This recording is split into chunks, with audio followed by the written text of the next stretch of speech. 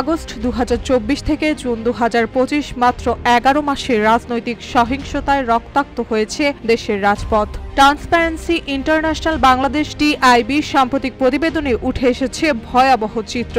এই সময়ের মধ্যে সারা দেশে ৪৭১টি রাজনৈতিক সংঘাত ও সহিংসতার ঘটনা ঘটেছে। এতে প্রাণ হারিয়েছেন ২২১ জন, আহত হয়েছেন ৫,১৮৯ জন। গড়ে প্রতিদিনই ঘটেছে সহিংসতা আর প্রায় প্রতিদিনই কেউ না কেউ হারিয়েছেন জীবন। টিআইবির পরিসংখ্যান বলছে, এসব সহিংসতায় ৯২% ঘটনায় জড়িত ছিল বিএনপি, ২২% ঘটনায় ছিল আওয়ামী লীগের সম্পৃক্ততা। এছাড়াও ৫% ঘটনায় হাত ছিল বাংলাদেশ জামায়াত ইসলামী এবং ১% ঘটনায় জড়িত ছিল জাতীয় নাগরিক পার্টি এনসিপি।